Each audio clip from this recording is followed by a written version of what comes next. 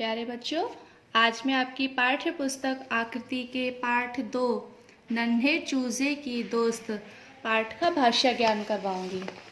चलिए शुरू करते हैं। प्रश्न संख्या 7, उचित मिलान करो। तो हमें इन शब्दों का मिलान करना है। तो चमकीली क्या थी? चमकीली बिल्ली की क्या थी? चमकीली आँखें। चमकीली आँखें। आगे है गोल मटोल। गोल मटोल कौन था? बिल्ली। चूहे गिलहरी खा खा के बिल्ली हो गई थी गोल मटोल। तो बच्चों, आगे का मिलान आपको स्वयं करना है। प्रश्न संख्या 8, समान तुक वाले शब्द लिखो। पिछली कक्षा में आपने पढ़ा होगा समान तुक वाले शब्द क्या होते हैं, कि जो शब्द दिया गया है उस शब्द के मिलते जुलते शब्दों को समान तुक वाले शब्द कहते हैं। जैसे यहाँ पर दिया है बिल्ली, तो बिल्ली का समान तुक वाला शब्द क्या होगा? दिल्ली।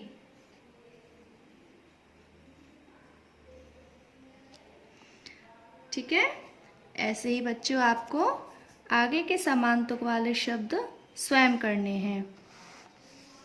प्रश्न संख्या 9, वाक्यों में प्रयोग करो। ये तो आपको पता होगा ना, वाक्यों में प्रयोग करना क्या होता है। जो शब्द दिया गया है वो शब्द उस वाक्य में, जो हम वाक्य प्रयोग कर रहे हैं उस वाक्य में आए। जैसे पहला शब्द है शौकीन, तो हमें शौकीन का वाक्य प्रयोग बनाना है। तो इसका वाक्य प्रयोग होगा, मेरा भाई नए कपड़ों का शौकीन है। तो देखा बच्चों, इसमें आया ना शौकीन शब्द। तो आप समझे ना। अब आपको ये आगे के वाक्य प्रयोग स्वयं करने हैं। प्रश्न संख्या 10, सर्वनाम रेखांकित करो। ये हमारे जो दिए हैं, हमें इनमें से सर्वनाम पर रेखांकित करना है। क, यह तो बहुत प्यारा है। तो सर्वनाम तो आपने पढ़ा था कि जो शब्द संज्ञा के स्थान पर हम प्रयोग करते हैं वो सर्वनाम कहलाते हैं। तो अब यहाँ पर संज्ञा तो दी नहीं है, किसी का नाम नहीं दिया है, यहाँ पर दिया यह। तो हमारे इस वाक्य में क्या होगा? सर्वनाम यह। तो ऐसे ही बच्चों आपको आगे के जे स्वयं करने हैं।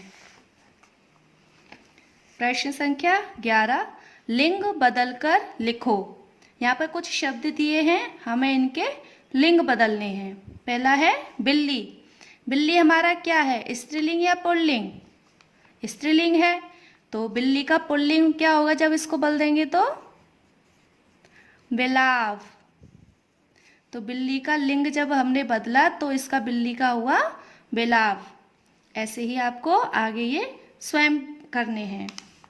अब आया बच्चा आपको गतिविधि कार्य। क्या एक बिल्ली और चूजे में मित्रता हो सकती है? अपने विचार प्रकट करो। क्या एक बिल्ली और चूजे की मित्रता हो सकती है? आपके इस बारे में क्या विचार है? तो आपको इन विचारों को इस पुस्तक में करना है। आगे है, चित्र को देखकर अपनी कल्पना से नए संवाद लिखो। तो यहाँ पर बच्चों चित्र दिए हैं, आपको इन चित्रों को देखकर बताना है कि मुर्गी क्या कह रही है, बिल्ली क्या कह रही है और चूजा क्या कह रहा है। तो बच्चों, इसी तरह से आपको अपना भाषा ज्ञान प्रश्न संख्या 14 और 15 को अपनी किताब में ही करना है। ठीक है बच्चों।